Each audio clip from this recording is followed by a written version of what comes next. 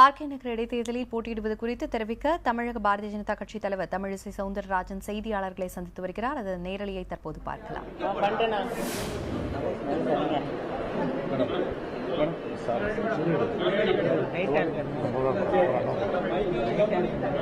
சரி, என்ன வேணும் உங்களுக்கு? அதாவது நான் இடையில் பேச வந்தேனே தவிர இடைத்தேர்தலை பற்றி பேச வரவில்லை. ஆர்கே நகர் இடைத்தேர்தலை பொறுத்த மட்டில் எங்களது கூட்டணி கட்சிகளிடம் ஏறக்குறைய பேச்சுவார்த்தை நிறைவடைந்து விட்டது என்று சொல்ல வேண்டும். இதன் தகவல்களை நாங்கள் எங்களது மத்திய தலைமைக்கு அனுப்பி இருக்கிறோம். ஆனால் ஒட்டுமொத்தமாக எல்லா கட்சிகளுமே 6 மாதம் தானே தேர்தல் இருக்கிறது, மிக குறுகிய காலத்தில் இந்த தேர்தல் அவசியமா என்ற ஒரு கேள்வியை தான் கேட்டுக்கொண்டிருக்கிறார்கள். அதனால் இந்த தேர்தல் அவசியமா? எதுவுமே ஜனநாயகத்தில் அவசியமாக இருக்கும் பொழுது அதை எதிர்கொள்ளலாம்.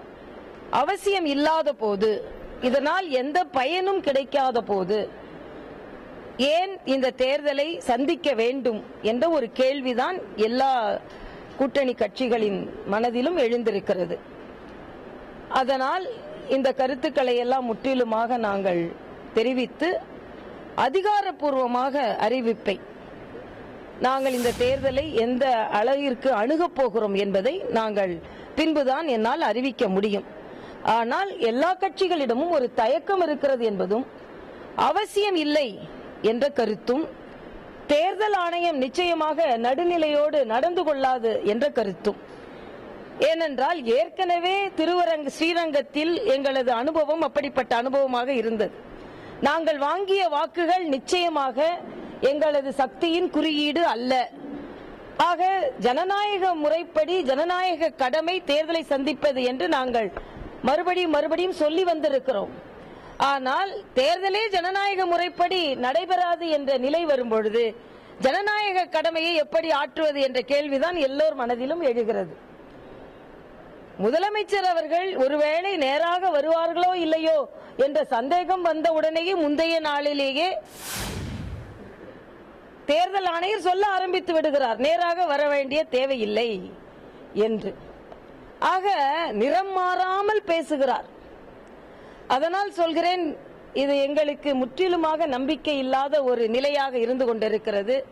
மிக குறுகிய காலத்தில் இந்த தேர்தல், குறுகிய காலம்தான் சட்டமன்ற உறுப்பினராக தேர்ந்தெடுக்க முடியாது, தேர்ந்தெடுக்கப்பட்டாலும் அவர்கள் ஆற்றும் பணி ஒன்றுமே இல்லை. ஆக தேவையில்லை என்ற ஒரு நிலைப்பாடுதான் எல்லோர் மனதிலும் இருக்கிறது. ஆனால் இந்த கருத்தையே நாங்கள் மற்ற கூட்டணி கட்சிகளோடு சேர்ந்து ஒருமித்த கருத்தாக எங்களது தலைவர்களிடம் கலந்து ஆலோசித்து அதிகாரப்பூர்வமாக நாங்கள் எந்த அளவில் அணுக போகிறோம் என்பதை நான் பின்புதான் அறிவிக்க முடியும்.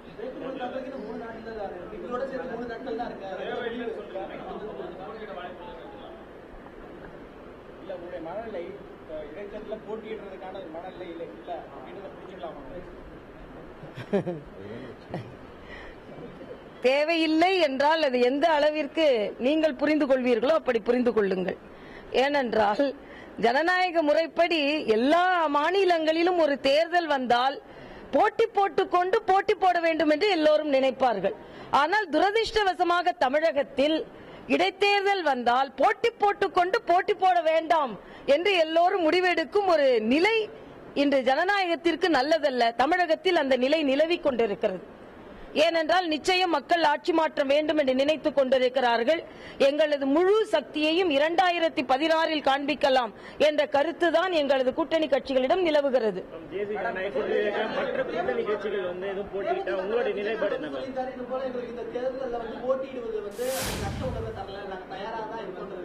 இல்ல, யாருக்குமே அச்ச உணர்வு இல்லை. ஏன் பாரதிய ஜனதா கட்சிக்கு மட்டும் அச்ச உணர்வு இருக்கிறதா? அச்ச உணர்வு இல்லை. ஆனால் நடுநிலை உணர்வு தேர்தல் ஆணையத்திற்கு இருக்கிறதா என்ற சந்தேகம் எங்களுக்கு இருக்கிறது. ஏனென்றால் எதற்கெடுத்தாலும் வழக்காடு மன்றம் அப்படி சென்றுதான் எல்லாவற்றிற்குமே அனுமதி வாங்க வேண்டி இருக்கிறது. திருவரங்கத்தில் 20,000க்கு மேலே புது வாக்காளர்கள் சேர்க்கப்பட்டிருக்கிறார்கள். அவர்கள் நீக்கப்பட வேண்டும், இல்லை என்றால் பரிசீலிக்கப்பட வேண்டும், உண்மையான வாக்காளர்களா என்று கேட்டபோது வழக்காடு மன்றம் அதற்கான பரிசீலனையில் நீங்கள் இறங்க வேண்டும் என்று சொன்ன போது கூட நியாயம் எங்களுக்கு கிடைக்கவில்லை.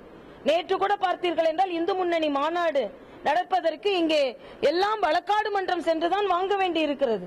ஆக தமிழக அரசு இப்பொழுது நடந்து கொண்டிருக்கும் நிலையில் தேர்தல் ஆணையமோ அதிகாரிகளோ காவல்துறையினரோ யாரும் நடுநிலையோடு நடந்து கொள்வார்கள் என்று எங்களுக்கு தோன்றவில்லை. ஆக நடுநிலையற்ற ஒரு சீரற்ற நிலை இருக்கும் பொழுது ஒரு நேர்மறையான தேர்தலை சந்திக்க முடியும் என்ற ஒரு நிலை இல்லாத